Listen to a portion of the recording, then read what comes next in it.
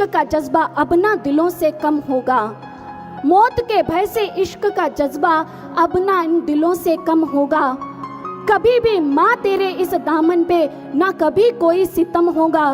कसम है माँ तेरे आंचल की इन सौंधी हवाओं की, फिरंगी की जुबां पे भी एक दिन वंदे मातरम होगा, वंदे मातरम होगा।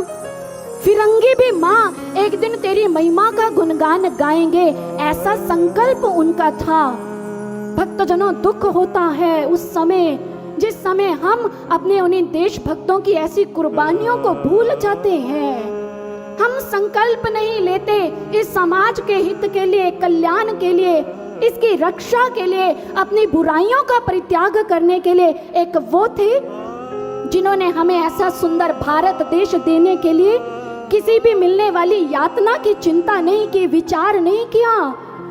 कारगिल का युद्ध हुआ या फिर 1962 का युद्ध, या फिर इतने पीछे कुछ वर्षों में होने वाले जम्मू कश्मीर के अंदर जगह जगह पर होने वाले आतंकवादी हमले, जिस हमलों के अंदर हमारी रक्षा के हेतु हमारे देश के वीरों ने अपने प्राणों को हंसते हंसते न्यौछावर कर दिया, हंसते हंसते न्यौछावर कर दिया। कल दिवस के अंदर जो घटना घटित हुई उसके बारे में भी आप अच्छी तरह से परिचित होंगे।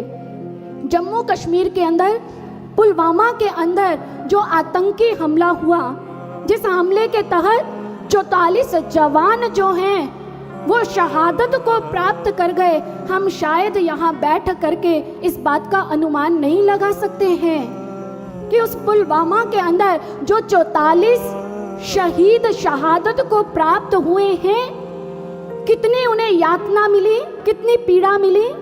उसके जाने के पश्चात उनके घर परिवार वालों की हालत कैसी होगी।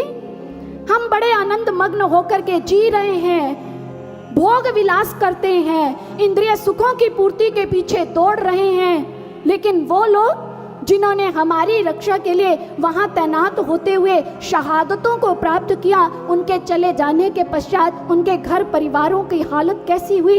एक एक व्यक्ति के जाने पर उनका पूरा का पूरा परिवार अधूरा हो गया। उनके घर का एक एक सदस्य, एक एक व्यक्ति जीवित होते हुए भी मृतक के समान बन गया होगा।